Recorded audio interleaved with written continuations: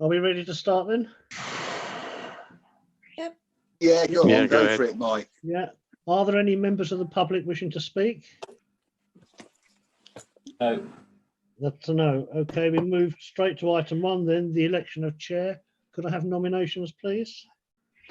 I'd like to propose you, Mike. Very good of you, John. I'll Thank you. second that. Yeah, Thank I you. had my hand up to propose you, but no mind. Any other nominations? Well, we better put this to a vote then, haven't we? Everybody happy with me carrying on? Yes. Yes. Yeah, okay. Move to the vice Yeah. chair then. Nominations, please, for the vice chair. I'd like to propose. Go on. I'd like to propose John Harvey. I'll second that. I'd like to propose Lisa. Well, I was going to give Councillor Donna a second chance. I'll second that. Any others? She's only had 1 year at vice chair. Say that again, whoever it was. I said I'll second the vice Yeah, chair. got that. Somebody role. spoke after you, Robin. I- No, okay. Can we have votes then Don't for know. votes in favour of John? Can you show, please? And Paul, could you give the names out? That's Howard, John, and Ruth. Okay. And votes for Lisa? Lisa, Geraldine, Mike, Andy, Paul, and Martin, and Robin. Okay, so that means it's Lisa is the vice chair again. Thank you. So we've got our dream team again, Lisa. Yes. Right, thank you very much then. Are there any apologies for absence? Apologies from Councillor Bloomfield. Right, okie dokie, thank you. Any declarations of interest? No. No? No. As usual, if something rears its head, then shout out. Minutes of the last meeting held on the 27th of April. Everybody happy with them? Yes. Yep, okay. Three. Minutes of the communication strategy group, just to receive those. Okay. Okay. Received. Yeah. Consider them received. Now on to the terms of reference, Appendix A. We've had them for a few days now, so we know what's in there. Anybody got any comments to make? Robin. Yes. Just on one, Chairman, 10.11, can we change ours with our district council to Buckinghamshire Council? Because there's no point in referring to someone who doesn't exist. It's not, you know, we can refer to them in the past tense, I'm sure, but not in the present. Yeah, okay, Robin. And Take your on point. 10, on 10 point, Take your point that it needs yeah, tidying another up. one, Chairman. Any other? Yeah, 10.14, 10.15 and 10.16. I wonder, I'll take it on advisement, whether we should include in there, we've got all procedures of staffing policies, whether we should have in there health and mental health of staff, because I think we do have to oversee that somewhere in the council. So we've got everything about employment, but we've got, you know, about mental health and well-being of staff. I think that should be our responsibility to oversee that. I know the town clerk will be looking after that, but we have to discuss it if there's an issue. I just think we should include that in our terms of reference, Chairman. Does it not get covered under personnel issues? Yeah. Who's got a cat? Well, if you feel that covers it, Chairman, I'll take it. Do you think that covers it, Chairman? Personally, I think it does, yes. Yeah, I'd agree with that. Yeah. We do have I'm not policies. precious about it. Just You're right, mentioning Geraldine. it as a, Yeah, it was an obvious head. we've had some building work going on. It's Have a dry. drink, Geraldine. Yeah. Just in the throat. Get some water. Okay, so there's been two suggestions from Robin. One is that we do a general tidy up and delete AVDC, etc., and update it to the unitary. And then there's Yeah. this one about adding in mental health issues, which there seems to be a bit of a view agreeing with me that it's covered under the under the conditions of service, all the personnel bits, all in one place. Any other points to raise? No. No.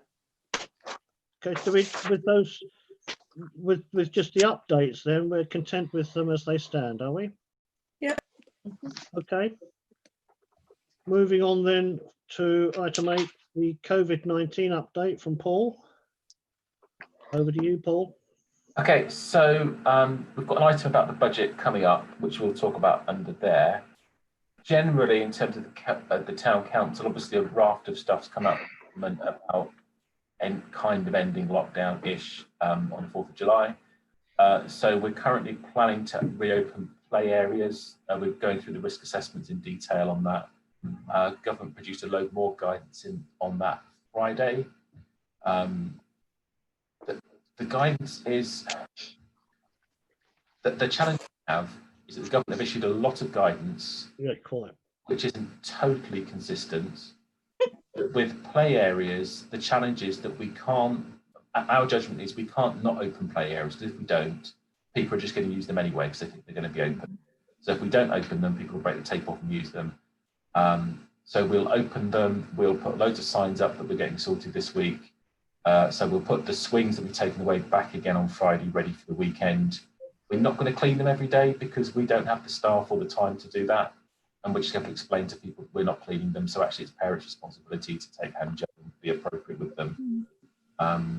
Which isn't, on balance, I think it's the right thing to do, because I think if we didn't, like I say, if we tried to close them, people would still use them. And that would be worse than having them used in a way where we've got signs up and we're giving people guidance. The Tourist Information Centre is due to open as well. So we're just finishing off in there. We've got a screen up. We've moved all the stuff around on shelves so it's further apart.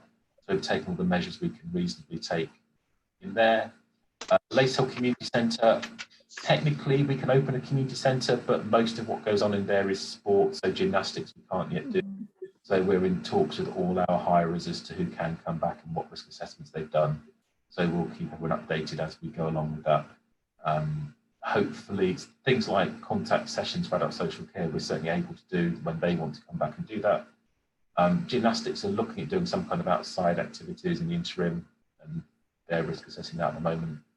Our overall approach is, while there's going to be less law about the COVID-19 restrictions after the weekend, our insurers are very clear that we have to follow all the guidelines to remain covered by insurance. And where it's not clear what that means, we've got to do a detailed risk assessment. So we're not going to do anything that doesn't have a good risk assessment and that isn't following the guidelines to the best of our ability.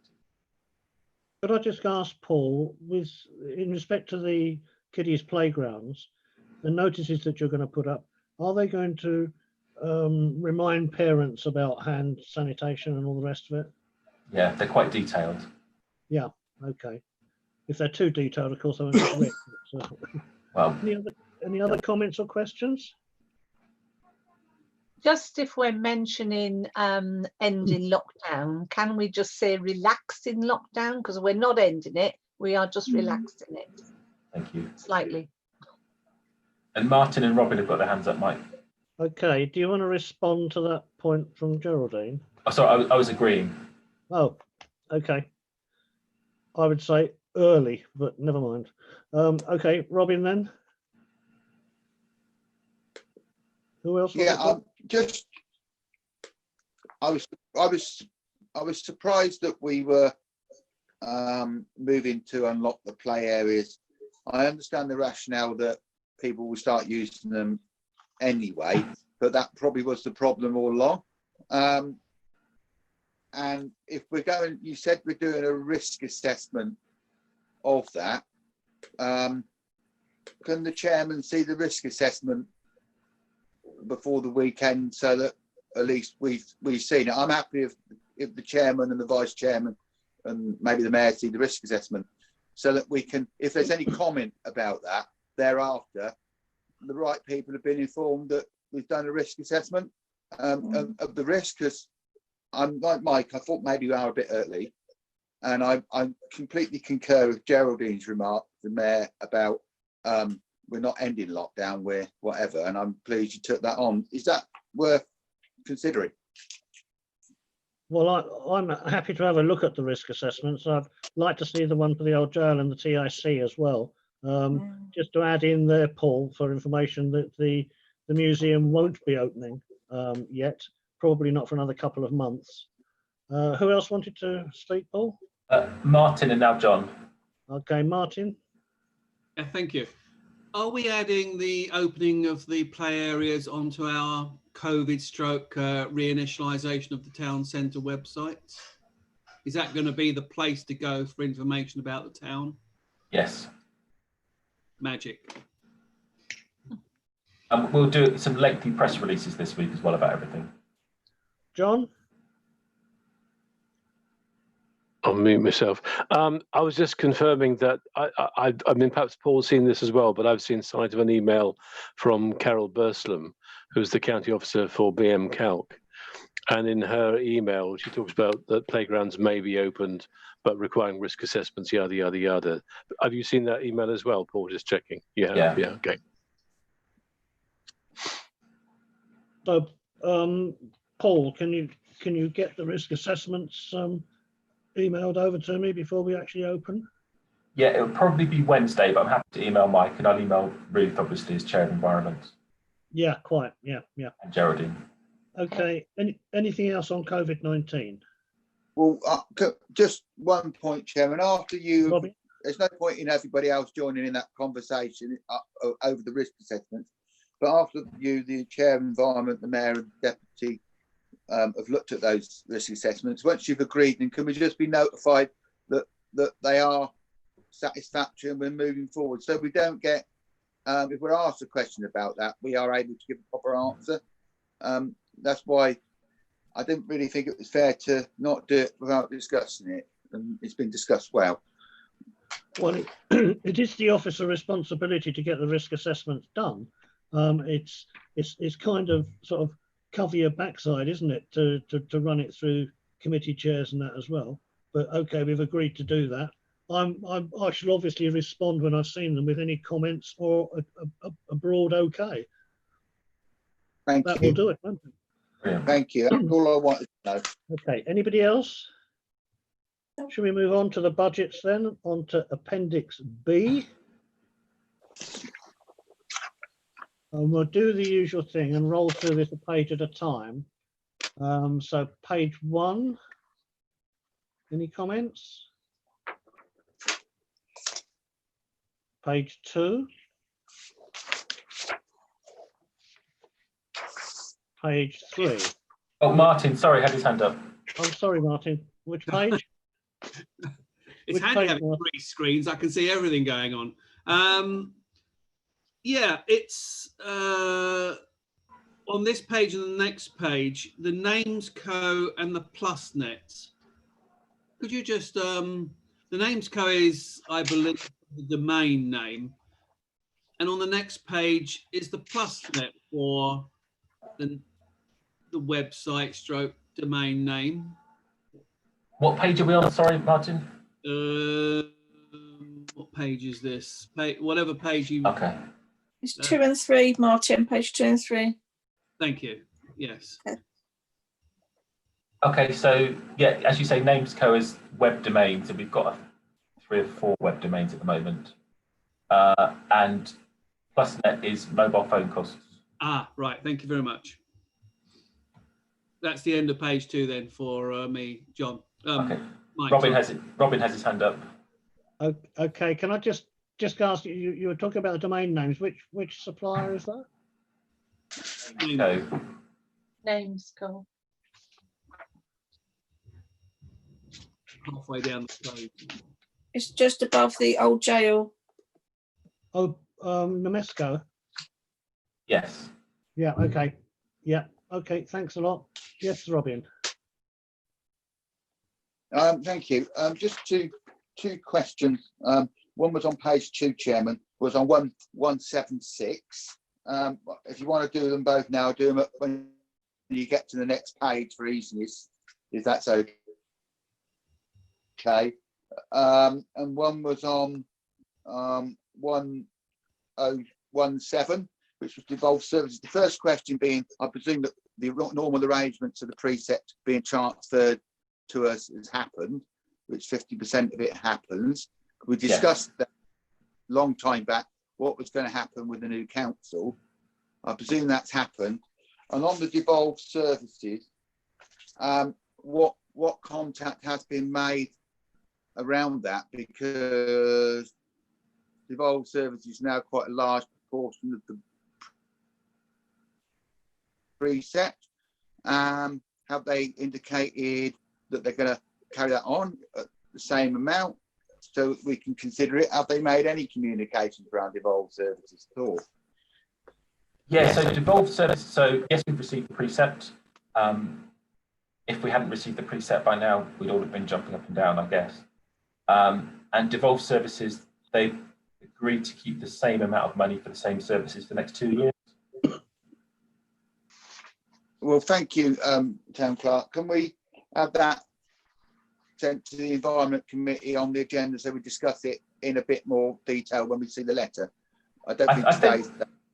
Has Environment not already discussed that? I think they have. Well, in which case I missed it. I apologise. I'll double check and send you the minute number. I don't recall the letter. Anything else on Appendix B? I've missed all the page numbers here, but going back to the ledger analysis, the Secura field, what is that? 13,000 or almost 14,000. 12th of the 5th, 7966.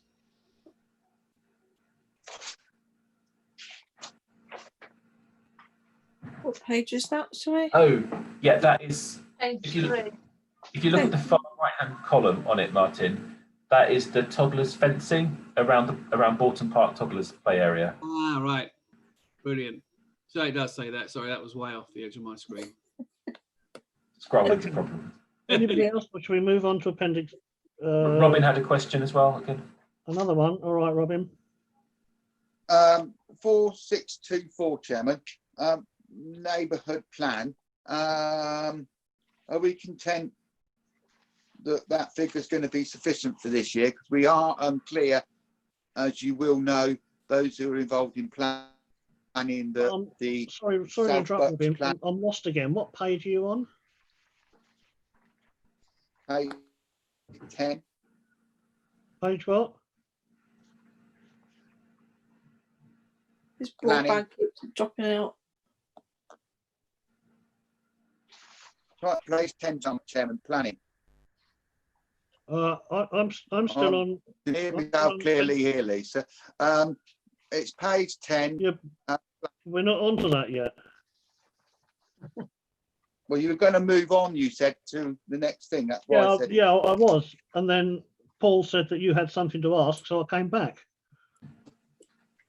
So I'll learn from that. We'll move on to Appendix B then. Okay, sorry, Chairman, it's my fault. So, and rather than start at page 10, should we start at page 1? I'm getting a lot of screen freezing. I don't know if anybody else is. Yeah, I am. Robin is freezing up constantly. Everybody else is fine. No, it looked like Paul had gone to sleep just now. It just caught him in his eyes in mid-blink. All right, page 1 of Appendix B. No? No. Page 2.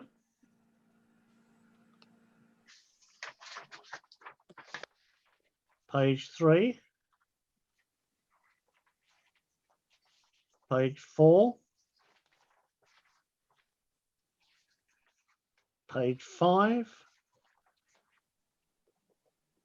Page 6. Page 7. page 8, page 9, page 10. Robin. Robin, are you there? Gone completely. Has he? Oh, yeah. Oh gosh. He was asking something about neighbourhood plan, wasn't he? Yeah. Yeah, his question was whether there's enough in the budget for the neighbourhood plan, considering everything we might want to do this year. Mm.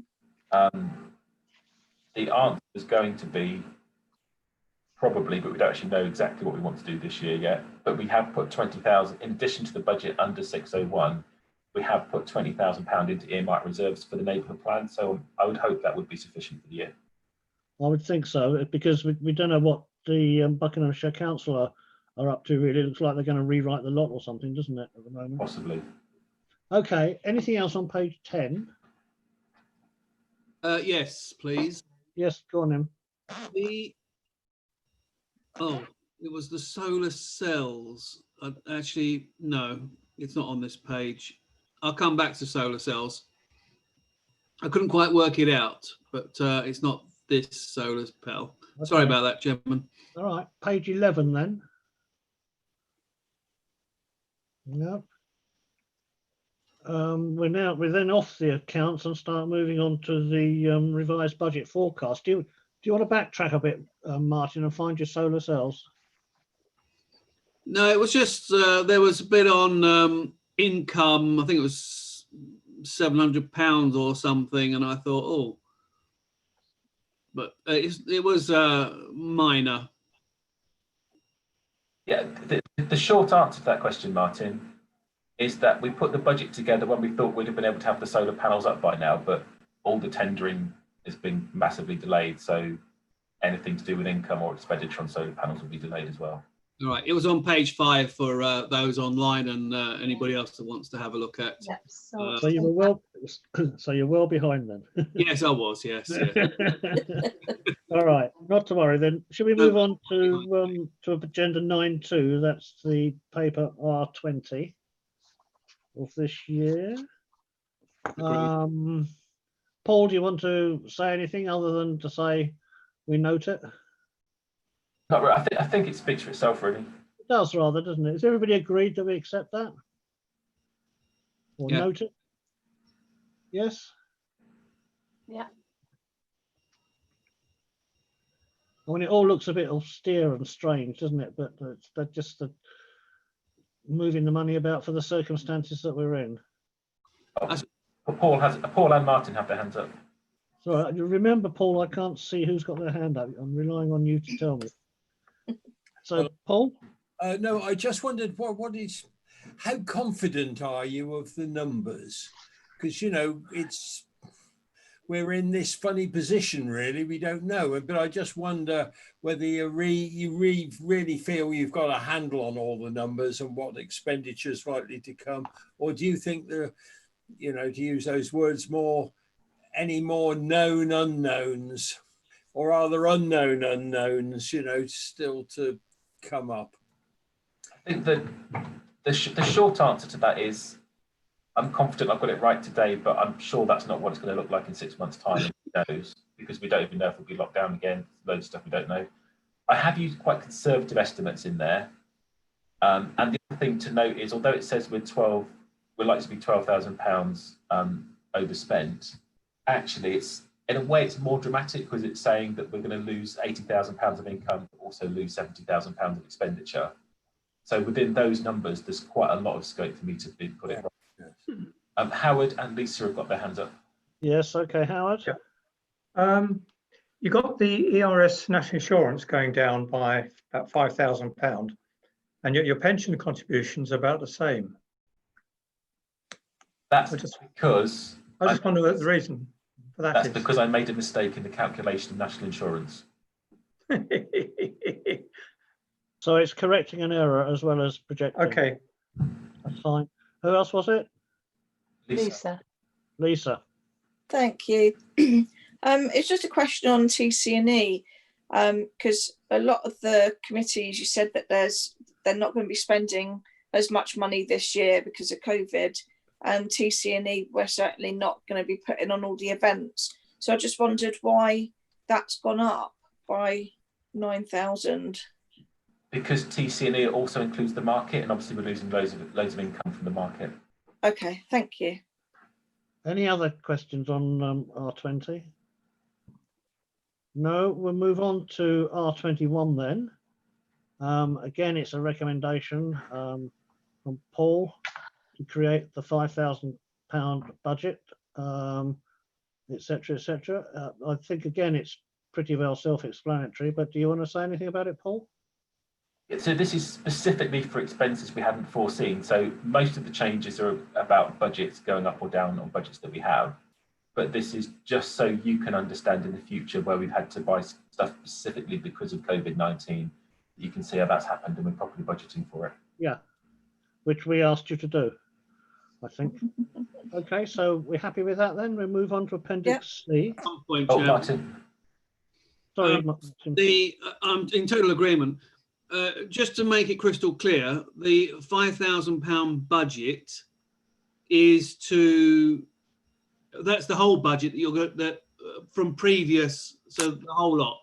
Yes. It's not on top of the 2.5 or 3,770 that you're going to use. Okay, lovely. So, thank you. Okay. Anybody else? Can we move on to the inventory then? That's Appendix C, which is just a list of what we got.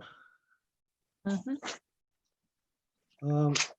couldn't see anything missing from it or whatever, but others might disagree. Like, just for Robin, can I just remind everyone that we did change the policy, so it now only includes things worth £500 or more. Yeah. And Robin and Martin have got their hands up. Okay, Robin, let's hear from you. Yeah, I'm back now, running on my phone. Don't know what happened with the internet yet. So I decided to come back a different way. I'm sorry about that, Chairman. All right. But what I wanted to ask, we've included all our assets, and on the first sheet, we've included Brackley Road and whatever, and we've included deeds and values. But have we really valued our land assets sufficiently enough? In the sense that we've valued them for insurance purposes, but they are assets of the council, and the land values in themselves should have a value. I don't know whether that's just a nicety, but we value them for insurance purposes. But is that the same as value them as a land asset? Because they are worth money. And if you were going to count your assets against borrowing, we've got nothing to say what they're worth. And they are our property, so we should have a value for them. Just a thought. If it's no reason for doing it, that's fine. But the reason to ask the question anyway. Yeah, so we had land and buildings valued formally about 7 years ago, and it's usually something you do about every 10 years, so not long we're due to redo it, but we have got figures that we had done then. I thought it was longer ago than that, to be honest. So I'm. Is that Robin dropping out again? Yes. Who else wanted to speak? Well, before I move off, then Town Clerk. Yeah, I'm not hopefully not. Can I speak, Paul Harens? Martin had his hand up as well. Yeah, I know. Well, we can't do anything with Robin at the moment. Okay, Martin, then Paul. Well, mine was much on the same vein as Robin's, really, that the insurance value for some of this is the same as the purchase price. And I would have thought, you know, for like Cemetery Lodge, that, you know, it was more for the insurance to do things with it, or to fixtures and fittings would be more than we purchased it for. And I was just wondering, it just looked odd that the purchase and insurance values were the same, if not zero. And the shop mobility, building 15, has no insurance value. And I just thought, oh, hang on a tick, you know, we've got a purchase price, but we're not insured it. I just thought they would be higher. That was all. Okay. Paul? Well, there's two things. First of all, of course, if it's land and buildings, you know, you might have a fire which would destroy the building, but the land still sits there, you know, so you don't need to insure for the total value that you bought a property for. The other thing is, I believe this is just a sort of note. This isn't part of a balance sheet, is it really? Because if it is, the problem with mucking about with valuations is that when you increase the valuation, it counts as a profit Premium. for in your accounts, and it makes the whole thing go pretty, you know, you suddenly get sort of £500,000 appearing from nowhere. And so, but we don't do that. This is just a note, isn't it, really?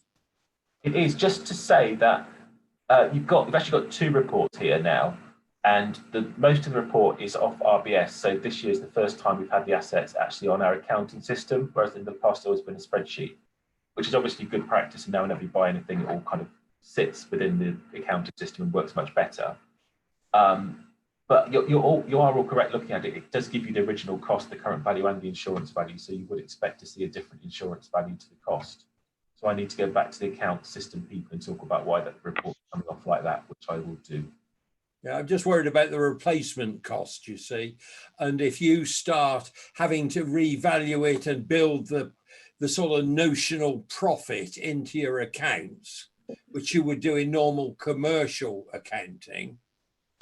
Yeah, but that's not how our accounts work, Paul. So our accounts work that the asset cost is always the purchase cost, and that never changes. These don't have a linkage, direct linkage to our accounts. They are just there for information. The original cost column does on the second report. Oh, okay. So that's why that's what they're held at their accounts, and it stays the same. Yes. So I changed the insurance value on the right-hand side. Okay. Yes. So that's fair enough. Yeah. Okay. Howard. The insurance value should include the demolition costs on an asset. So that's why an insurance cost is often higher than the original asset cost. The other thing is you've got the Rifles Bugle valued at 34,000, I think it was. That seems quite high, but I know they are valuable. I didn't realise they were that valuable. That's a figure I've inherited. Do you want me to try and get a more accurate valuation, or it won't make much difference in the scheme of things? Well, just a minute. So far as that point's concerned, Howard, we've had a number of queries about the likely current value of some of the assets. I'm wondering how difficult it might be at this time to start getting re-evaluations and so forth across the piece. So certainly in terms of the property, which is the thing we've had done that I mentioned before, I'll find the report out and when it's dated. I looked at it a week ago, and I'm now Mike challenged by how old I said it was. I'm doubting myself. So I'll pull that out, find out what we did last time, and look to redo that. Obviously, things like the Bugle, getting that value to be a slightly different process, but very happy to. Yes. I think if we start doing it now, and we can have everything fully done by the time we get to next January, that's probably about the right time scale, isn't it, to do it properly? Oh, it's just to say with the Bugle, it's a specific item, and it's not normally the sort of thing that would be done by an insurer, but you could get quite a good accurate pricing from the Rifles. Can you inquire about that, Howard, and then let Paul know, and we can take it from there? I mean, it is only one thing out of a great list, but all right. Anybody else got anything to add to that? We just note it. With just a question, Chairman. Am I still live, or have I got to try some other internet? No, you're live. Robin, you disappeared, came back, disappeared. So we moved on.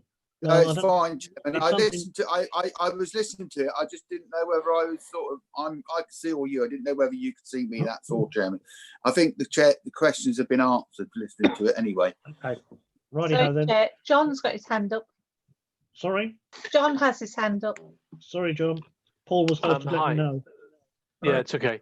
Just to confirm, so we're asking the town clerk to go back and look at the replacement costs of various assets, including the buildings, and we're agreed on that.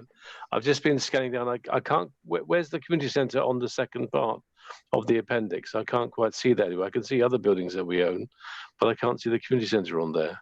I think it's only on the first part.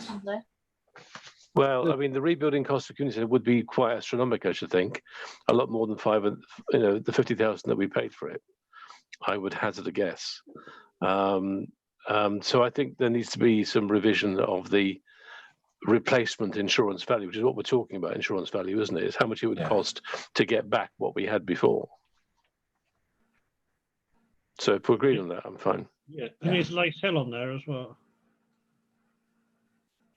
Yeah, it's Lace Hill building and land. Haven't scrolled down to it yet. Has it been added on the end somewhere? It's on the first sheet.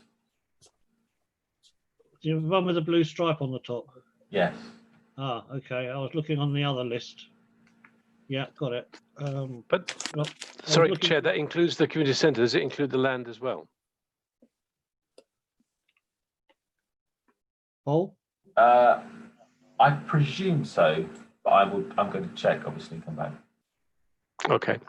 I think we ought to review a lot of these prices as soon as we possibly can, and a lot of these costs as soon as we possibly can, you know. Yeah. Okay, anything else on the detail of it? Anyone? No. No. We'll move on then to agenda 11, Appendix D, and to consider providing a response to the consultation on the proposed new model member code of conduct. Robin has a hand. Okay, thank you. Robin? Has he I got? would imagine we should just adopt it, Chairman. Only one proviso, I think, on one of the pages at the back, which I think we need to look at specifically as a council, is the area around declaring declarations of interest. I believe it was to the back of the report, Chairman. Page 9. 9, yeah. I think we need to discuss that because I don't always believe that we're getting that right as a council. And with all our interests we've got within the council and people we represent outside, I just want some advice from the town clerk, if we note this and agree it, that we bring back some advice on that, because it has been an issue at meetings. So just to clarify, the proposal is this is a document consultation. So now asking us to respond to them about whether it's an appropriate model document for them to adopt and then for us to recommend. So we're not asking the council to adopt it at the moment. At some point in the future, probably the next few months, we'll get another version of this after they've consulted on it. And at that point, I guess we'll ask council to adopt it. So at the moment, they're just asking for comments on, is this something we think is appropriate and we would support being put out there? John had his hand up and Robin again. Sorry, yeah, I was simply going to confirm what you said, town clerk, which is that this is a document for consultation. This is not us agreeing. And anyway, we normally just accept whatever the Buckinghamshire Council put up as their code of conduct. That will be our code of conduct too, won't it, ordinarily? But I think Robin's right. I think we need to be very careful about how we do exercise declarations of interest, because I think there have been some confusions about that in the past. The draft here, if I might say so, on page 9, it goes on to page 10, and well, yes, just pages 9 and 10, seems to me to be pretty clear, probably clearer than it is at the moment. But as you say, this is just I don't know whether we want to respond to this, or if we do respond, we want to say, hang on, we need to be careful of bits like the declarations of interest and that. Ruth, did you want to say something? Yeah, I just wanted to support it as being a good document. I don't have any ways of improving it, but I think it would be good to, feedback that we think it's very useful. A useful model on which to base future code of conduct on. Yeah. We've got Martin and John and Robin. Martin? Thank you. Somebody said that we adopt the higher council's code of conduct, but in the introduction in paragraph 3 it says all councils are required to have a local member code of conduct. They can either adopt it in whole and or with local amendments. Yes. So should we go our own path and adopt this when it is ratified as our one that we abide by with any local ones, rather than the unitary councils, and adopt that one? Well, I think the expectation is that Buckinghamshire Council would, because this is being proposed by the LGA and by NALC, the expectation would be that Buckinghamshire Council would adopt this and then we would also adopt it. Yeah, but rather than coming through the tiers, why don't we just adopt this in its own right from the organisation that's produced it?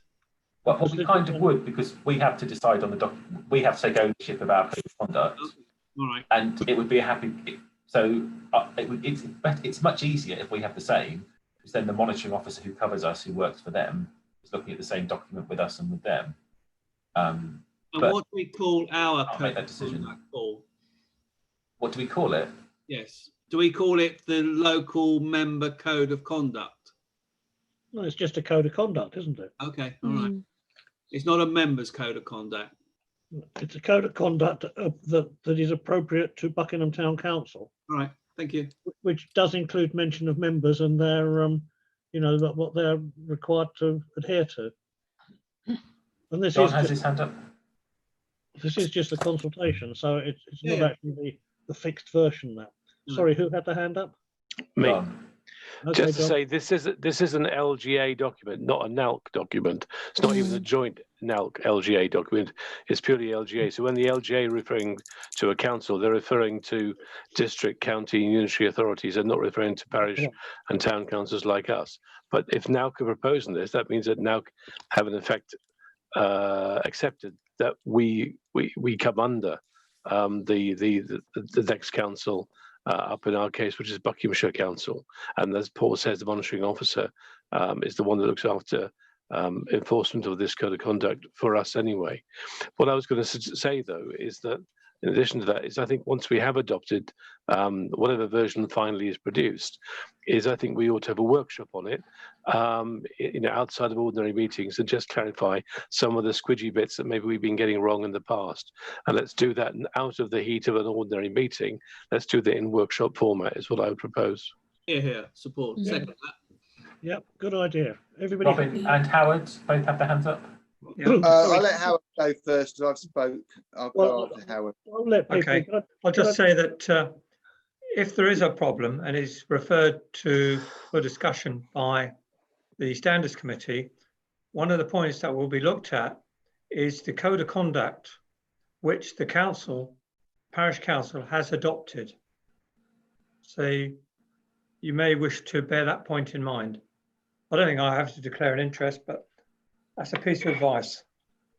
Okay, can I sort of do my chairman bit now and go back to what I was trying to get into after Robin spoke, or after John spoke, is that he's proposing a workshop for when the final version comes out, so that we tease it down and all the rest of it. Is that agreed that we do that? Yes. Everybody agreed? Yeah. Yeah. Yep. Okay, good. Right, anything else on item 11? Now Andy and Robin both have their hands. Who Yeah, has- just briefly, those people in other authorities have to be members of contributions to the LGA. We contribute money to the LGA. And lastly, I think that I take it under advisement. I know that Howard and I have probably had to refill another form of declarations of interests and things that we're in. Have we done that in the town council? I know we've not had an election, but it's I don't think our declaration forms, looking at mine for the town council, I think I did give the town clerk my own personal declaration form because I felt I needed to update it. They seem very historic documents, we've all been on this council now for 5 years, not 4, getting on, and I think that we should be doing, because our personal and prejudiced interests could have changed, and we should have an up-to-date piece of information within the office, because people will look at it and say, well, you never declared that. Well, if you haven't put it on your declarations of interest and you've changed, we need to make sure that all of us are informed with what our personal interests are now. I feel that Nina did ask us to do that. Wait, can we have a bit of order, please? Can we have a bit of order? Sorry. I'm pretty certain that Nina came out this year asking us to fill in our declarations of interest forms and resubmit them. Is that the case? Nina, you're there. Did you do that? Yep, I do definitely have copies of people's up-to-date declarations of interest, and I think I asked for your personal details to be updated as well. I got. Well, that answers my question. That's fine. I only do my own stuff. I don't read everybody else's, so that's why I asked the question. I did my change because of my changed circumstance. Okay, Robin, I'll call you back when we're ready to. But I certainly did mine on the 13th of May, and if Nina put them all out just early May, then we could have all put it in there. That's just the point I was trying to make. Howard has his hand up. Go on then. And Andy, sorry. Like I say, as Nina has said what I was going to say, that was one of the points. The other points, there is a statutory requirement that should you be made aware of a change in your circumstances, you have to notify your local council within so many days, which I'll be honest is easy to forget, but that it is there in law. Yes, it actually says it on the sheet that comes with the bit you fill in. Anybody else? Andy. Yeah, thank you, Chairman. After we've had this workshop, should it not go to full council for ratification? Well, of course it would have to. Yes, that's what workshops do. Workshops are servants of the council. Yeah, as long as it goes back to it, and not the decisions made in a workshop, and then we just adopt what's decided at the workshop. And at the same time, all of us on the council could be at that workshop. Yes, Right. but it's still a workshop and not it's not a subcommittee making a determination, it's a workshop. Yeah. Can we move on to item 12? Yes, everybody happy? Yeah. This is a superbly crafted motion by Robin, which I'm more than happy to second. But is it so superbly crafted, Chair? Would you like to read it out? Because I haven't got a clue who crafted it. No, I'm not going to read it out. You've got the papers there. Just for information, interim, we discussed the cameras. It's just to allow us to go forward and be able to look at positively of streaming in the future without making a commitment. Just do it properly for the options. And as the chairman reworded this in plain English, I'm really pleased he's seconding it. Any other comments? Are we all agreed with it then? Can we show? Lisa's got a hand up. Paul, you're falling down on the job again. I thought Lisa was agreeing, sorry. No, she had a hand up before that. All right, Lisa. Thank you. Yeah, I think part of Robin's concern was if the chambers remodelled, then adding wires afterwards, it will look messy. So I think his point was to include them in the building of, and then there's not going to be wires hanging about here, there and everywhere. So I'm more than happy to go with the recommendation for the motion, sorry. Okay, can we call for a vote then? Please, those in favour, please show. Paul, count them out. 1, 2, that's unanimous. Right. Good. Well done, Robin. Well done, Mike. At least it was in English. Kinda. Right, we'll move on then to item 13, the action report. Those completed items, I think we can note and delete from it, can't we? There are two things at the end which were coming to this meeting. One's about the pension fund I'm afraid that's going to have to go to the next meeting. It's been overrun by other things. Okay. And then the last item, Paul's point about underspends and all that. Well, I'm not sure, given I wasn't anticipating there'd be a worldwide epidemic when I asked that question, which might affect slightly the relevant statement.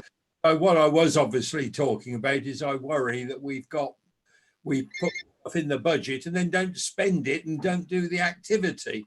That is not what, we should be about. Paul, do you want to comment? Tell the Paul. Yeah, I wonder whether the problem with reporting on underspends is the time to report them. So it's really hard at this time of year to know what the underspends are going to be, but it's really late to discuss it in March. Yeah. So looking at future budgets, I wonder whether we should put that on the November the 9th meeting as a specific item to remind us all to work through and see how we're doing against spend and for me to report on where we are.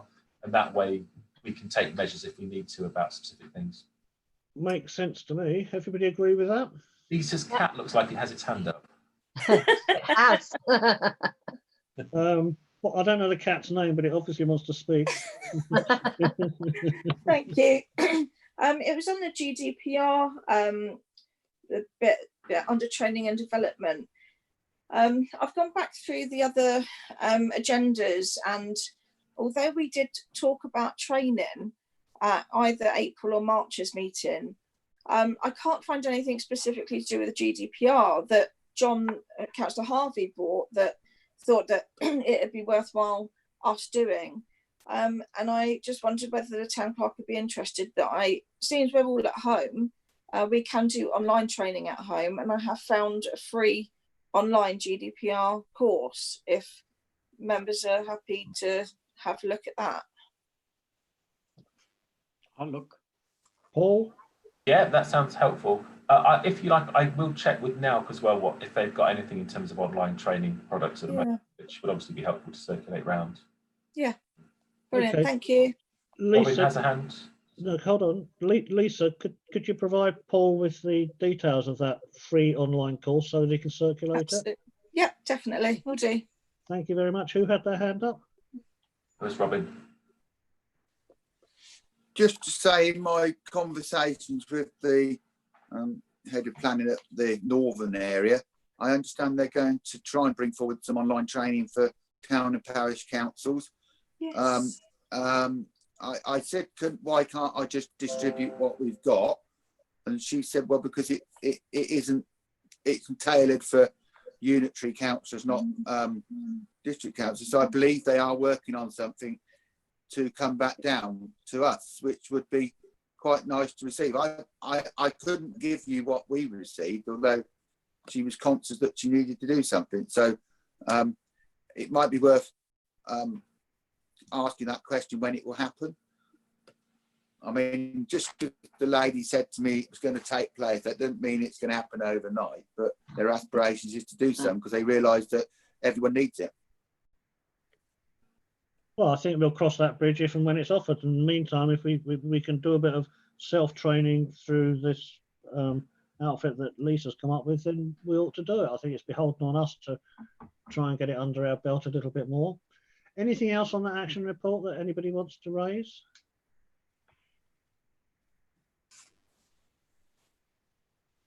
Right, we can leave the GDPR one on until we've done the course that Lisa mentioned. Yes? And then take all the other completed ones off. Yeah. And then the underspends bit we'll put onto the November meeting. And the pension fund ones, can that go on there as well, Paul? Yeah. Yeah, okay. Let's roll it out then to agenda 14, the insurance thing, paper R22. And there's a recommendation that we continue with the current policy until the quotes are obtained for new cover later in the year. And there's a list of, well, not a list, but a number of comments from Zurich, particularly about the specifics of COVID-19 and so forth as well there, and under the public liability. So do we accept that? Yeah. Martin Yeah, has a agreed. hand. Yep, okay, thank you very much. May I make a comment? You may. Under We've just 3.3 agreed it. Sorry? Too late. We've just agreed it. He No, had his hand up before. I've got my the hand up. I'm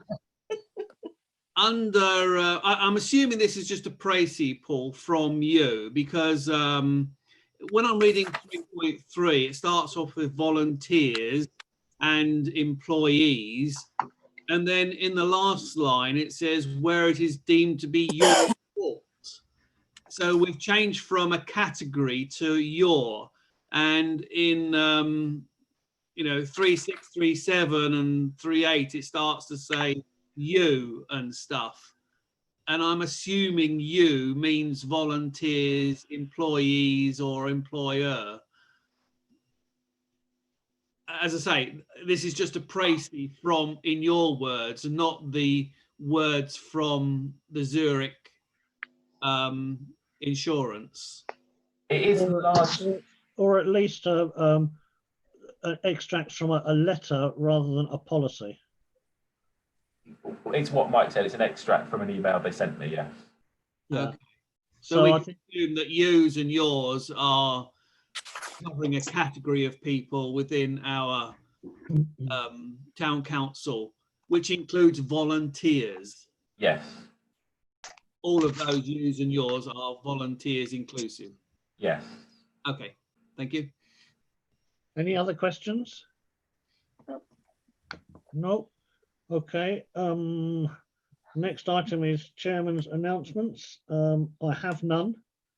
The next meeting will be on the 21st of September. Gosh. That's Wow. almost winter. Okay, that concludes the public session of the meeting. We now move into the